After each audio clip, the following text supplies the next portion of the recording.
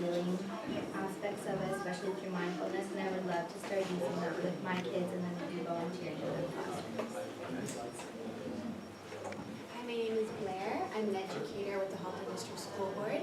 When I had my first child, I was very anxious and found myself clinging on to mindfulness as a tool and strategy. And since then, like you, Jeff, I've become passionate about bringing it into the classroom. So that's my goal. And how do I do that? I don't know. My name's Dominique, and I'm a grade 12 student. I'm kind of here, like, mindfulness kind of helped me get through stressful situations through a high school course, and I do a lot of volunteering with kids who could potentially benefit from my strategies.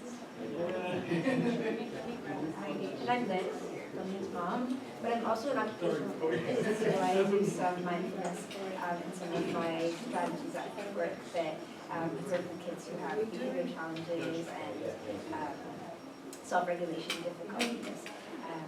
And also talk a lot in my professional practice about mindful communication and how that is linked with mutual respect and being able to take someone else's perspective.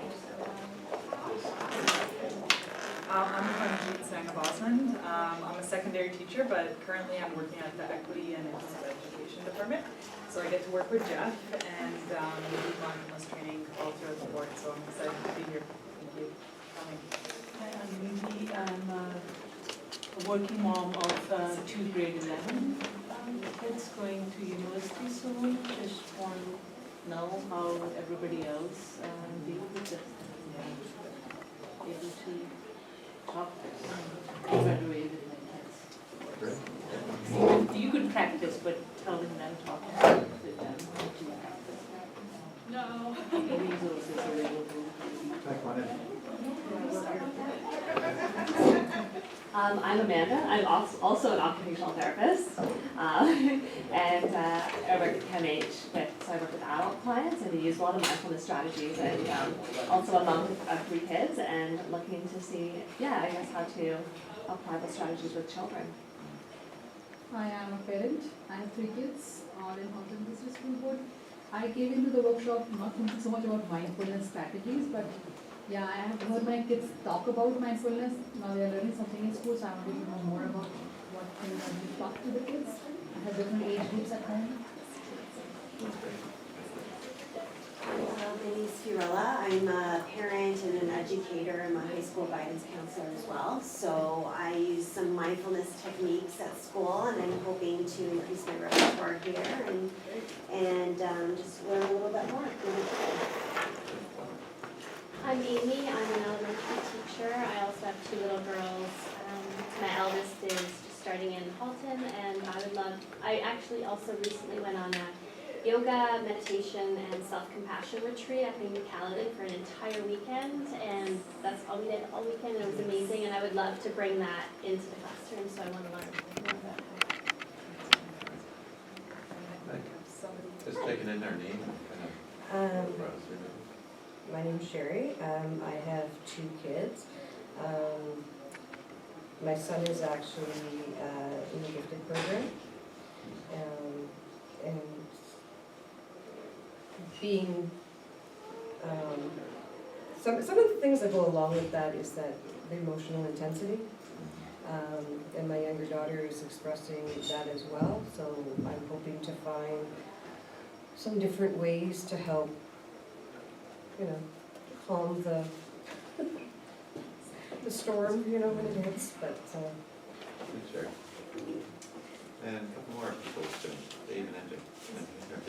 My name is Constanza. I have 3 girls, and I was interested in this workshop because I want to learn a little bit of how to help them when their minds are so busy. One of them has some anxiety issues, and she struggles with that. So I just want to learn more about it and try to help her out. I'm David Bourne. I'm a treatment teacher at the Halton District School Board and at a high needs facility in Oakville. I got 3 boys, and I didn't think they got a brain, but it's in there somewhere. Yeah, somewhere. He's also a comedian. Like one seat anywhere you like. Yeah. One circle. And I'm Mary Jane, and I work for Halton District School Board as well. And I definitely need to practice more mindfulness for myself and for people that I work with. They teach me a lot about this, so I need to be a good student and learn more. Yeah. Yeah. Hi, I'm Kate, and I'm very blessed to be in conjunction with Karen and Michelle and Jeff as my colleagues in mindfulness. I work at the board, and I'm also a parent of 2 teenagers. Oh, my name is Michelle. I work with the Halton District School Board as well, and I would like to be more committed to mindful practice, and I am also a mother of 2 young children. Welcome. And do you want to just take your name and... Okay, I'm Phil. Hey, Phil. I'm Phil. And you want to join your circle? Yeah. Yes, yeah. And we're just checking with our name and maybe why we wanted to take this session. So if you just want to tell us your name. Oh, I'm Tracy. Our school is actually been talking a lot about the mindfulness and doing that and everything, so just curious to learn more. Okay, great. Hey, do you want to just give us your name quick? Leslie? Hey, Leslie. Just in time. So just listening to people, I think we'll tweak a little bit this hour to focus more on some of the strategies. Last hour we got into like what mindfulness was, talked about it, what's going on in the district, and so this time maybe a little bit of that, but more some of the practices. One I actually want just invite you to try, and it's all optional, is just to take a deep breath. So you can sit up a little so you can feel your whole diaphragm, and just breathe in through your nose and let it out.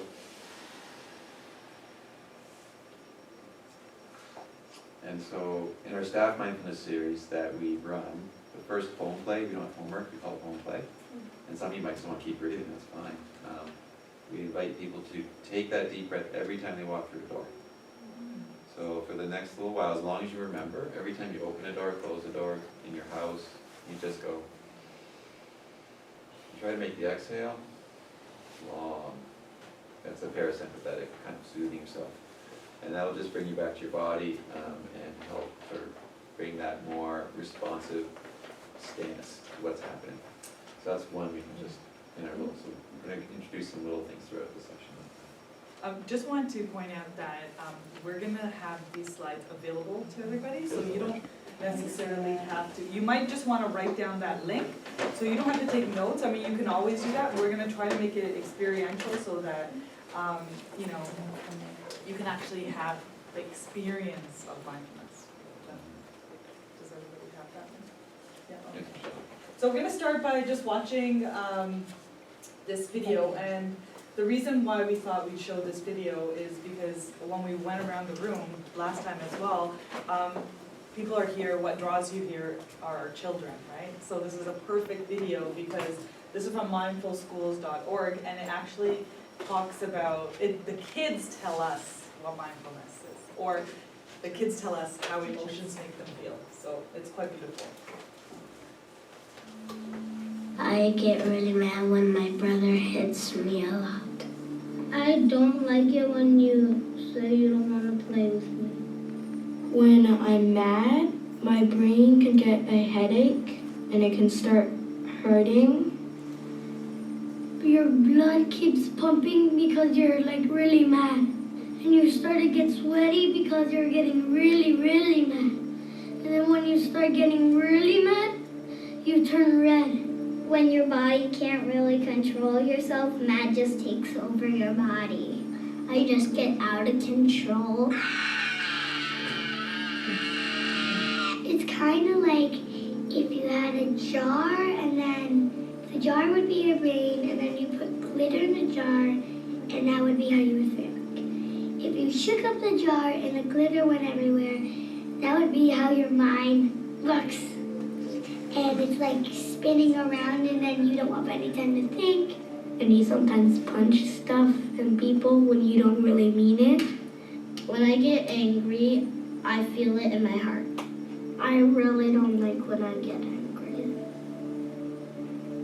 The amygdala really reacts, but the prefrontal cortex tries to keep it down. When I feel like I want to, get really angry and yell, I just sometimes, take deep breath. First you find a place where you can be alone, then you find some way to relax and calm down. When I need to calm down, I take deep breaths. I breathe in through my nose. Sometimes I close my eyes or just take deep breaths. It's calming down, it's not moving. It's slowing down and then it stops. And the heart becomes slow and then it goes into your brain. It's all the sparkles are at the bottom of your brain. My brain slows down and then I feel more calm and then I'm ready to speak to that person.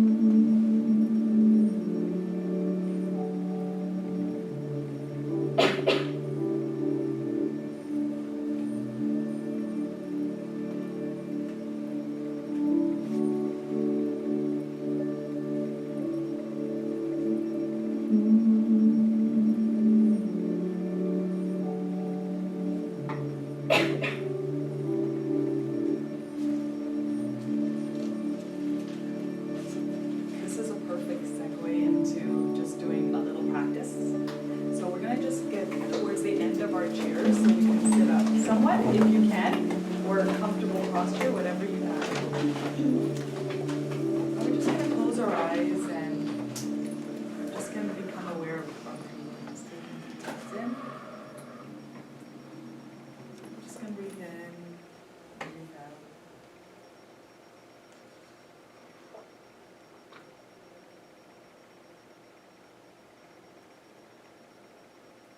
And if our mind wanders, we just bring it back to our breath.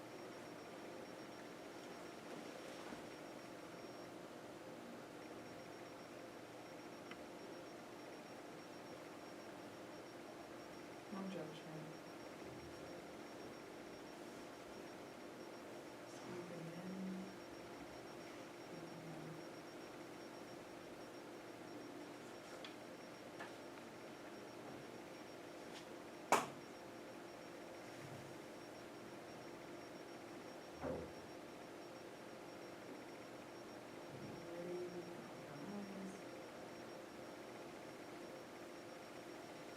We'll just take a moment, maybe to talk to an elbow partner, somebody who's sitting beside you, about maybe one thing that resonated with you from that video, watching students or the children talk about what emotions mean to them. So just a few minutes, maybe talk to somebody sitting beside you, just one thing that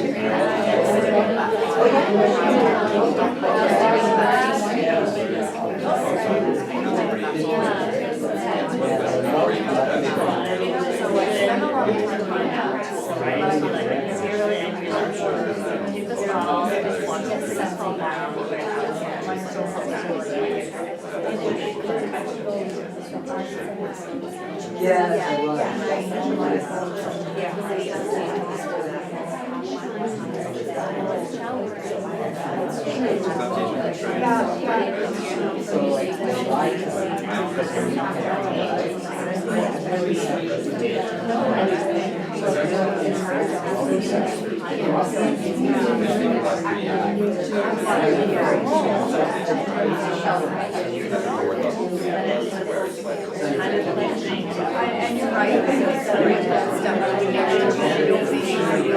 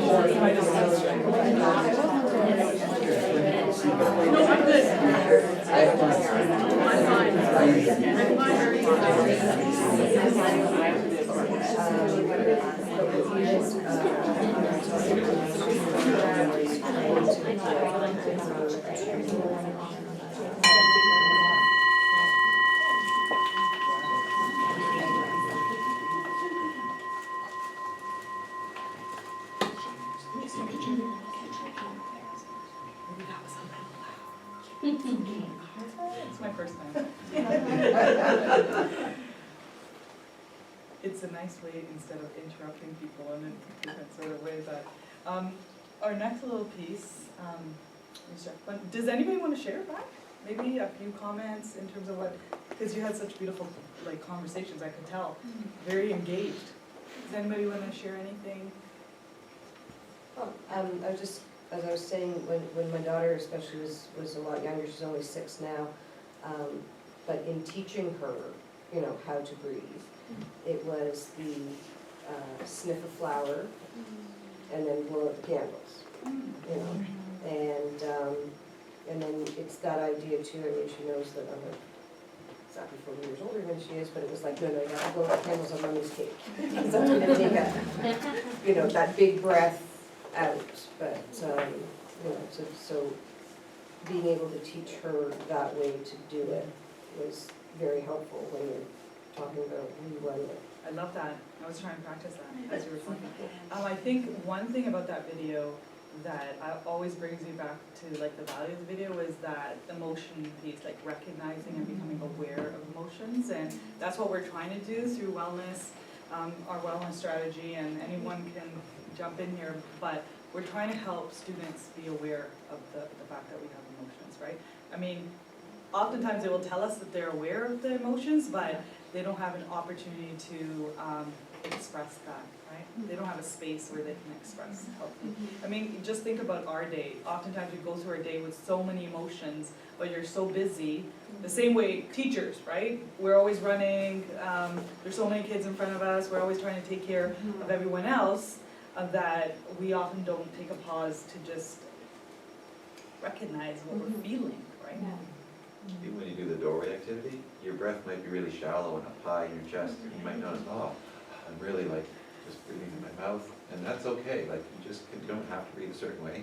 Just noticing, like Carmen says, just noticing what's happening in your body. You can get the next slide too, or what's happening in your head or in your feelings.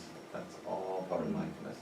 It's some people think it's like concentration. I'm gonna like come to this session and find peace, or somehow there's gonna be a magic drink that's gonna fill me up with tranquility. But it's embracing all that's happening in the inner world and the outer world with kindness, with this kind of equanimity, with this curiosity about what's arising without judging it or pushing it away. So we're not trying to say this shouldn't be happening. I don't want to feel this right now. I'm just going to keep myself busy, or I'm going to, do something to not feel that. But also, I'm not going to lose myself in it. I'm not going to be running around all day so hectically. I'm not even aware of what's going on. I'm just kind of like thinking. But this just awareness of the present. And there's a lot of different flavors of it. You can think of meeting this moment as a friend. I love that phrase. Amy Saltzman, this kind of curious, accepting, monitoring of what's happening. So it's not just about sitting in a chair and breathing, although that's formal mindfulness practice. Beautiful way to watch. It can just be in any moment, washing dishes, driving home, as you're dealing with your kids, talking to your partner. All those things are just opportunities to practice. Practice is sort of like kind, curious acceptance of what's happening inside and out. If you skip ahead a bunch of slides, since someone mentioned it, and we did want to give some extra little resources, just keep going until we get to the emotion wheel. It's a little bit later. Okay, so if you just Google emotion wheel, this comes up, and there's lots of different versions of it. Another one is the Emotional Atlas, which the Dalai Lama worked with this web developer to create 5 continents of emotions, and each continent has different states and all the different. So especially for boys, sometimes, we did this training yesterday with a gal where there's social conditioning that certain genders are being a certain way, like not express your emotions and just be kind of like stalwart. And so especially for some people, it's hard to express, and your emotional vocabulary is really important for your health and wellness. So just having that, and you can print it out, and you can say to your child, which one of these words, and you can point to them and say them out loud if they can't read them. A nice meditation is to actually get still, and then you can read some of the words to your class or to your kids, and then you can talk about, give them 30 seconds just to let that marinate.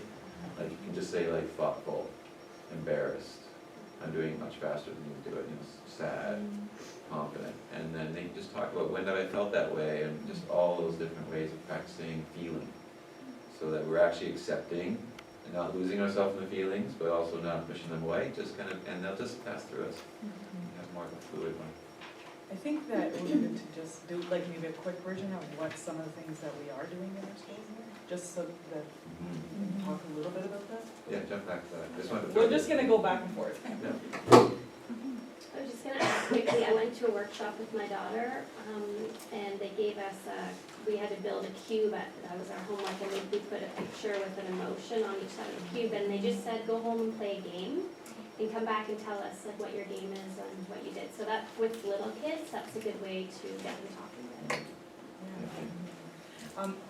Part of what we're talking, we do a little bit of practice here and there, and I think that's what we want to do more in this session, is actual techniques. We have so many, we could take up way more than an hour. So we could actually, if people want, we can send some links to you afterwards as well, of some resources. But the whole concept of modeling, right?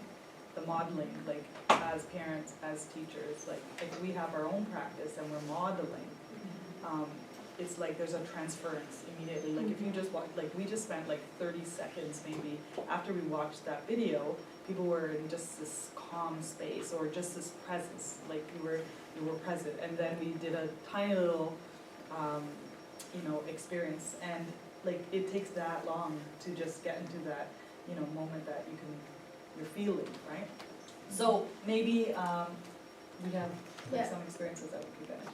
So at the schools, in my particular school, and I know that I'm not alone, we're not the only school on the board, we are trying to embed mindfulness in the building by encouraging teachers to weave that into their classrooms, and that it is okay to take those few moments to just pause, take a deep breath, and be present.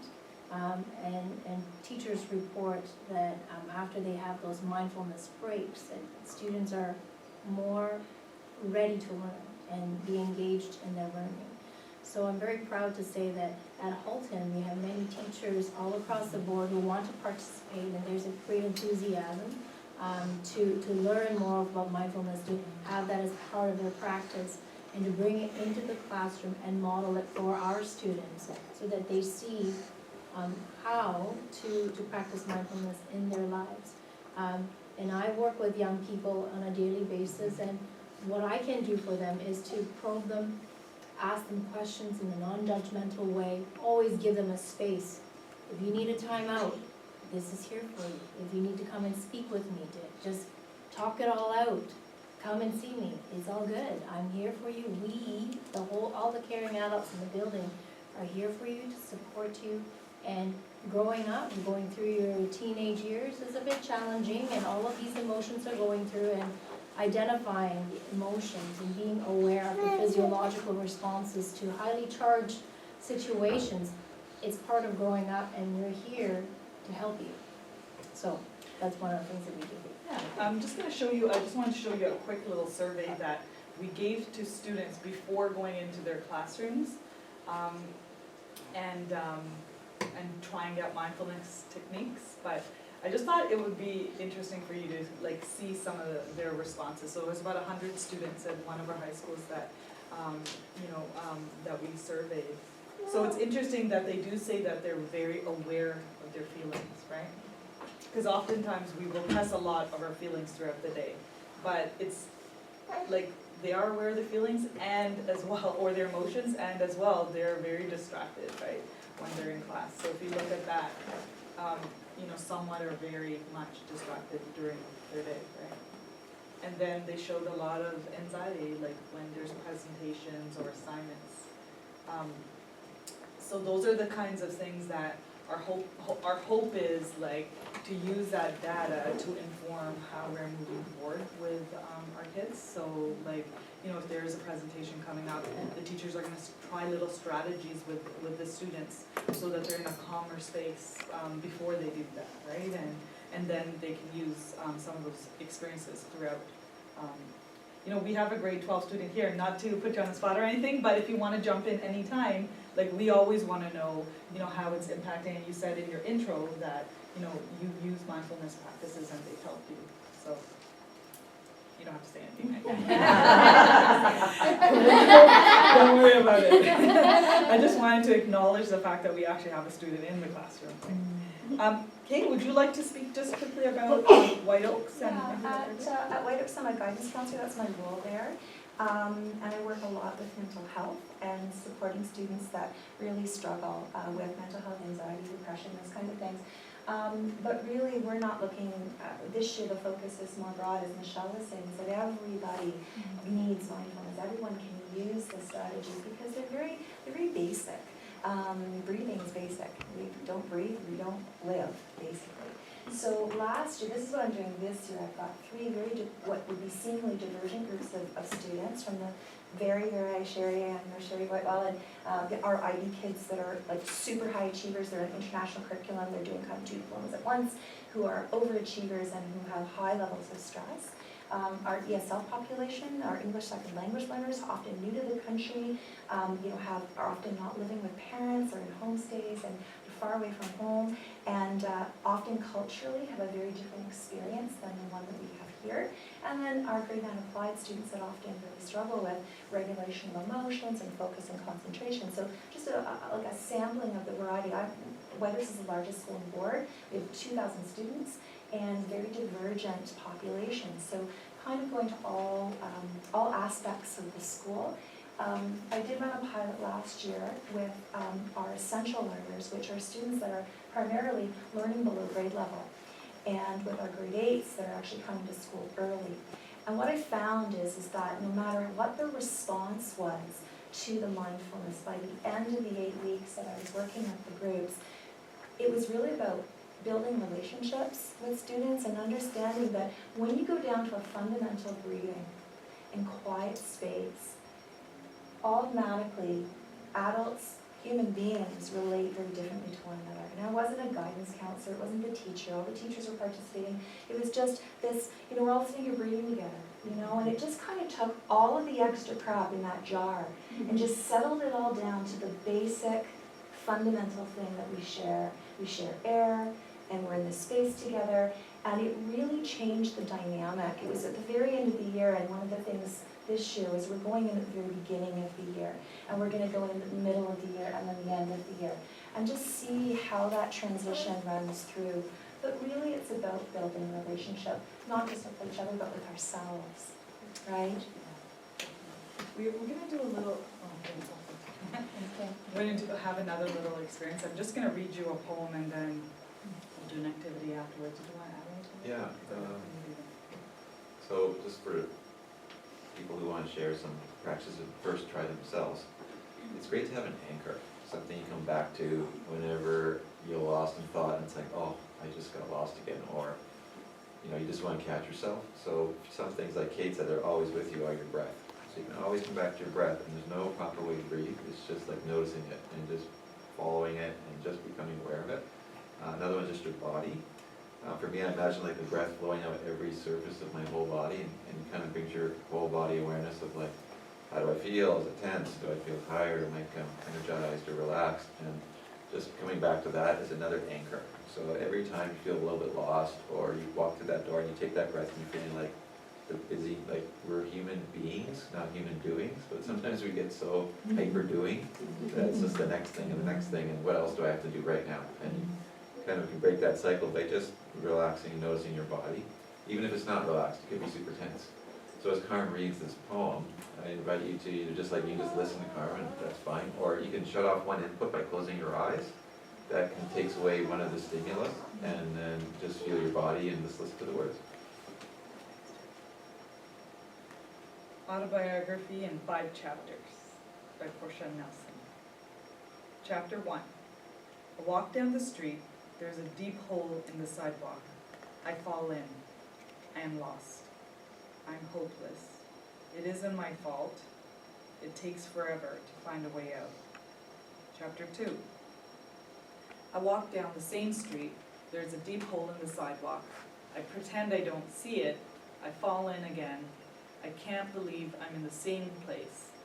But it isn't my fault. It still takes a long time to get out. Chapter 3. I walk down the same street. There's a deep hole in the sidewalk. I see it is there. I still fall in. It's a habit. My eyes are open. I know where I am. It is my fault. I get out immediately. Chapter 4. I walk down the same street. There's a deep hole in the sidewalk. I walk around it. Chapter 5. I walk down another street.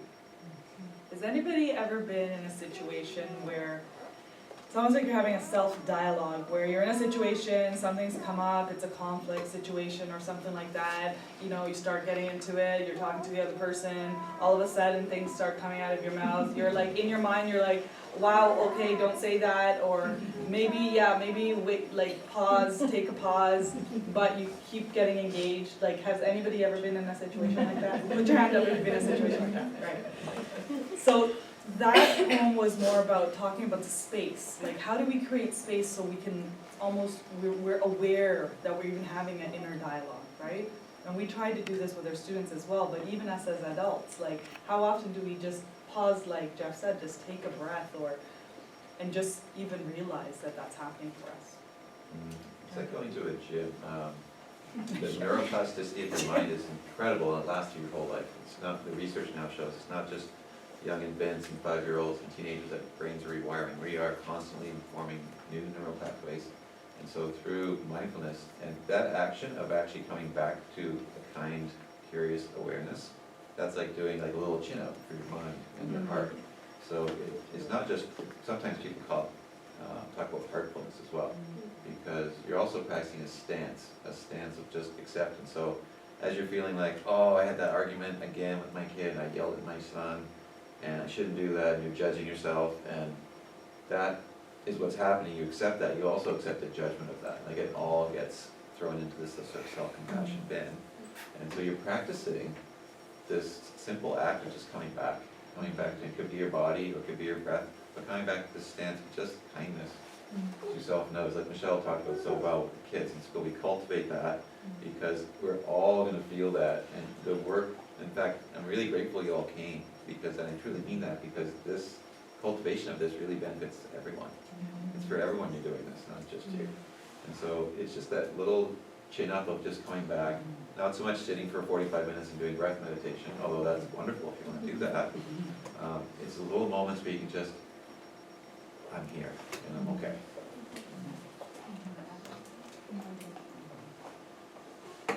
So, Jeff, yeah. in where I work, we work with really high needs kids that have very, very short fuse. I'm not the lead in this, but we have a teacher this year that's linked in sort of meditation and breathing, like it's a whole spiritual class to give these guys strategies, you know, and helping them, you know, just to sit. But he's linked it into virtues, and it just what you were saying about kindness, taking the grandfather teachings of indigenous people through meditation. So actually, you know, what we've done, and we sort of linked in this to the Healthy Active Living program, where we look at various breathing exercises to relax the body, actually taken from Kung Fu in some ways. And it's been remarkable with some of the kids, like their feelings and helping them. You know, it's so natural to have emotions, but we don't give kids the skills to become aware and to reflect on their emotions. Because when they're reflecting, they're creating that space in between having the emotions and the response, right? I'm sure Michelle can talk about many situations, and MJ probably, where kids come in, they have, the emotions have piled up, the stress has piled up, nobody, like there's not been any time to just like, you know, calm that down, that they're at a place where now, like the brain's not even working necessarily in terms of making decisions, right?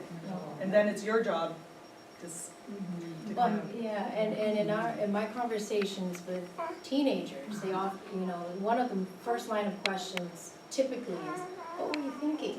I didn't know, I wasn't thinking. And they're right, they were not thinking. They were responding emotionally. And that's when I take the opportunity to break it down to them. You were right, you were so upset, or you were so angry, you were so, fill in the blank with what emotion it was. And your heart is pumping like crazy. And when you know when you get angry, the phrase is when you take leave of your senses, well, that's exactly what's happened. You're responding emotionally. And you have to be aware of that.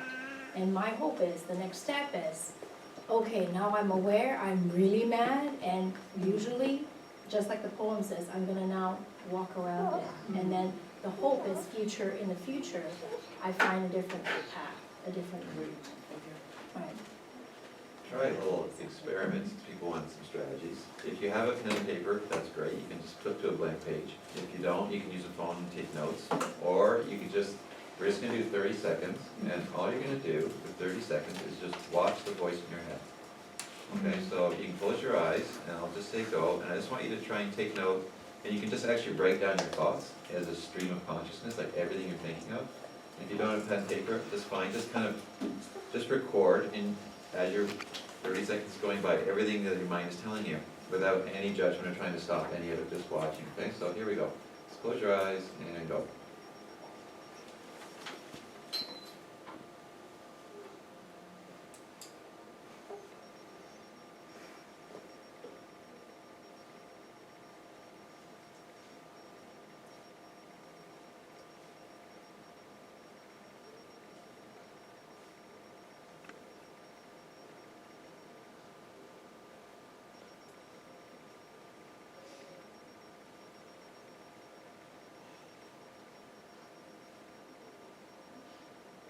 And stop.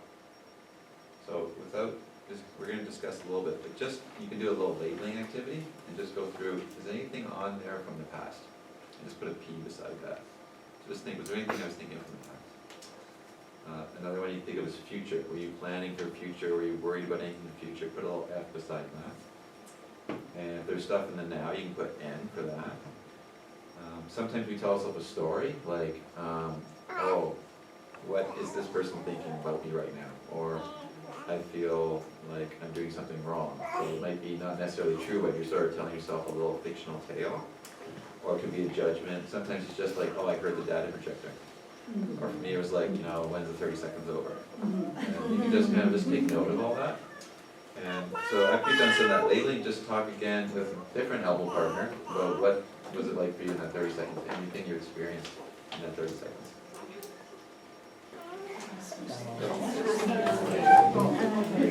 You guys want to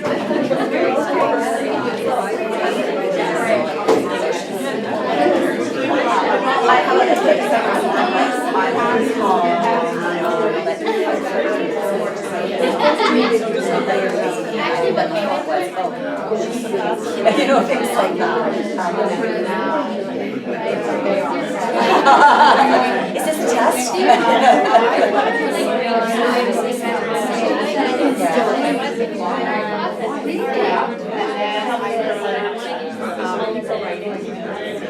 what I was saying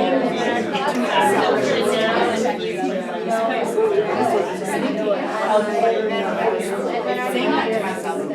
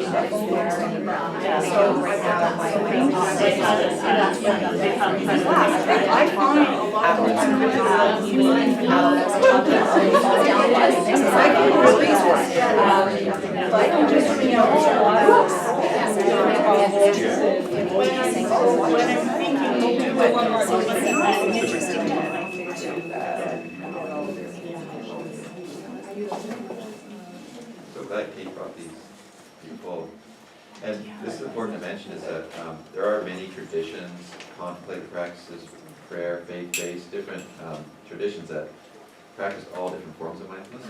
So mindfulness we practice in Halton is like a secular mindfulness. John Kabat-Zinn kind of started in the 90s with like a healthcare-based mindfulness, and then in Mark Williams took it to mental health, and now in schools and with youth, there's so many research, so many studies and meta-analysis and research reviews showing the efficacy of mindfulness for not only mental health, but for just overall wellness and compassion. Some of these videos, if you go to the link, we're not going to show them, it's a little longer, just talk about not only the anecdotal evidence, but the actual neurophysiological changes in the brain that are happening in size, shape, in the order of firing, the networks in the brain. Sarah Lazar talks about the amygdala shrinking, just like that girl was saying. Your flight or fight response will actually reduce. It'll physically shrink that part of your brain. So there's this incredible neuroplasticity, and so whatever your brain rests on, it kind of takes that shape. So that's why it's not so much long, like you would just go for a run for 2 hours once a month. You would ideally do like a little bit at different times, and it's that active coming back. Every time you come back, it's like that little bit of practice to just bring more kindness, bring more compassion. But let's talk a bit about 30 seconds. Just a reminder, presenters, that there are now 10 minutes left remaining in session B. Thank you. I did just say about 3-4 minutes for the reflection. Yeah. So what was it like trying to take those thoughts and put them on paper?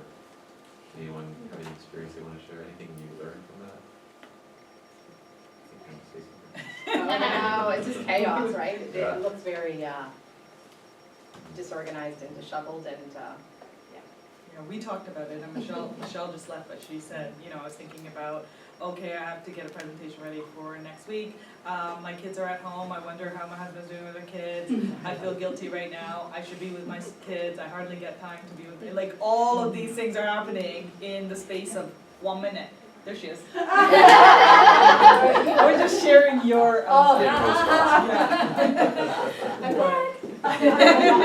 But then we just felt, we were talking about the fact that there's just so many things going on, then something, you might be thinking about the past or the future, and like, that's how, like, it's no wonder we're tired, emotionally, right? And when you write on the paper, it's a little bit of space now. It's not so much in your head and you're the thinking. It's like, oh, this is what my mind's telling me. And if you imagine it like a friend wrote that and showed it to you, how would you feel about your friend? So you might say it's disheveled or I'm feeling chaotic, but then notice like, wow, I'm really judging my thoughts as being disheveled, and that also is accepted. It's all like, you just noticing it. And the more you notice and just watch it, it actually gives, it takes a little bit of the grip, the tight grip of those thoughts, and you start to slowly relinquish, and you have a bit more space to just be with them, whatever they are. Does anyone else have any? Yeah. I was gonna say, like I've noticed this about myself, but writing it down just reinforces that. I think if you were to do this often, I think some people worry about the past more than other people, or some people worry about the you know, the stories. That for me, it's always the future. I'm always thinking ahead, so then I know that about myself now, and I can then like it's now a tool for me. It's like power. I've like changed it into noticing it, and then oh, that's a trigger. Okay, the present moment, bring it back. You know, so but that was perfect. That awareness, and then you get to that acceptance, and then you get action. Because mindfulness doesn't mean we just kind of blissfully accept everything that's happening and don't do anything. We're going to live, right? We're going to take action in the world. We're going to make responses, but it's just like more considered response that comes from your heart and your true self, not this kind of reactive, like Karma's saying, just you got a little space to actually choose. This makes me think of gratitude, because there were times in my life where every evening I would write down 3 things I'm grateful for, and it just grounds you, and it brings you back to the simple things and what's important. Yeah, so true. Like, you could be in a situation where you're arguing with someone, or you're feeling things, that things are coming up for you, and you know that those are emotions, but as soon as you shift it to just like being like happy, or like having gratitude for anything, it just shifts like something within you, right? And I just go back to that modeling piece. Like, if we're doing our own practice, it does transfer in, like, to the students that we're working with, or the kids that are our own kids in our families. If you haven't seen the movie Inside Out, highly recommend it. It's just a great, in speaking with that, because it's all of the emotions inside, you know, the one child. And Joy seems to think that, you know, you need to be happy all the time, and gets very upset knowing that sadness keeps touching some of the memories.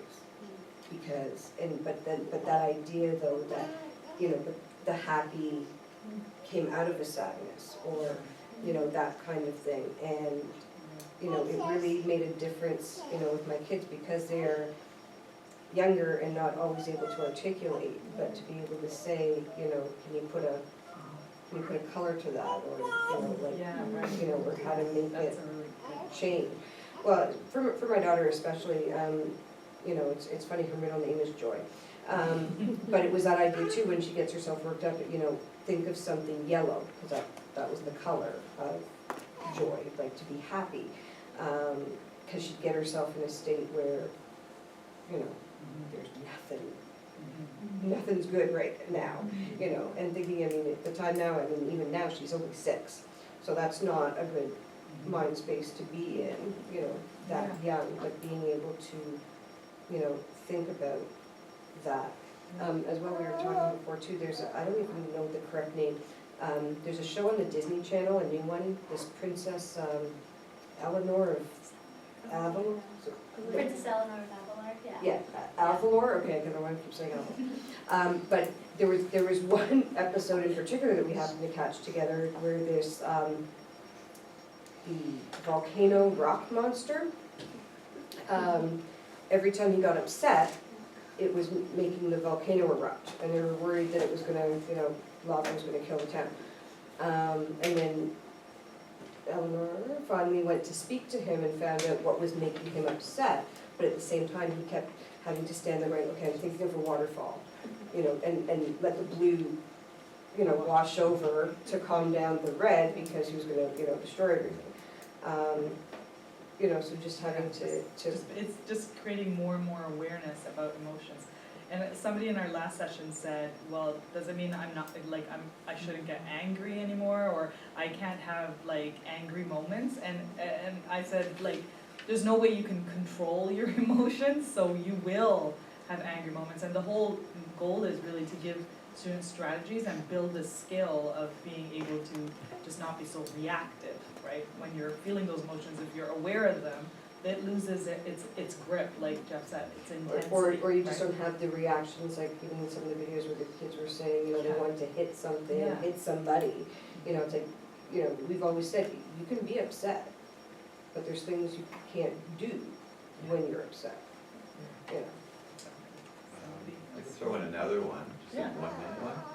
And Amanda, it's okay, we're just use your child as a little bit of consciousness. So everyone just take a look at, what's your baby's name? Deborah Joy. Deborah, okay. So just take a look at Deborah, and just I want you to practice this little technique called HEAL. So you're just going to put all your attention on Deborah Joy. And the HEAL is an acronym. The first H stands for have. So we have all kinds of experience. As you look at Deborah Joy, you just take in this beautifully present child who's just completely in the moment. So flexible, so open, just looking around, and just have that experience of this beautiful, innocent, calm. Yeah. Okay, and just keep all your attention on as long as you can, because the E is extend. Okay, so we might just notice that and walk away or just move on, but you're going to extend this now and imagine the smell of a baby and the feel of the skin and what it was like when you were a baby and just other babies you've known, and just feel all your senses. You can hear the cooing, and just extend that and just marinate in that baby feeling. Yeah, and just hear that, and just allow it to go to all parts of you. Okay, so that's the E, extend. And then the A's, now we're just going to absorb. Okay, so you just absorb Deborah Joy's Deborah Joyness. And just let it wash through you and just bask in that, all those aspects. And the L is optional, but the L is to link. So if there's something challenging in your life right now, just link it to this moment and just mix it all up.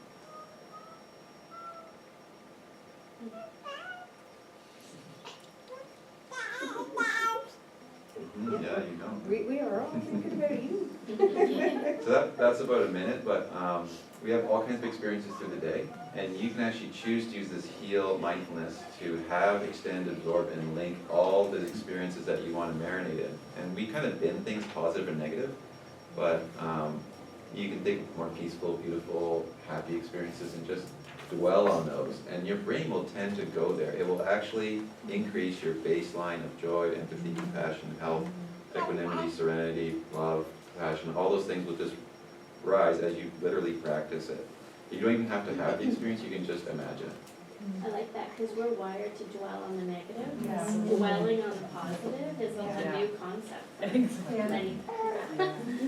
But we do have so many things that we would love to offer you, in your classrooms and in your life. So I think since we don't have much time, that link, we'll add resources to that link, right? So if you do need something, we can go back to that link. And there's one little thing that was right there, that we were hoping to get some feedback from you, just in terms of some and I really want to There's also a Q&A. So thank you all so much for coming. And I'd like to say, on behalf of the PIC planning team, thank you very much for being here today and doing these workshops for us. Thank you very much.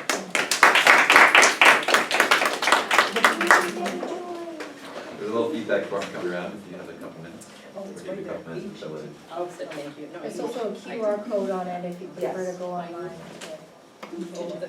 And there's also a link to a website if you don't have a QR reader.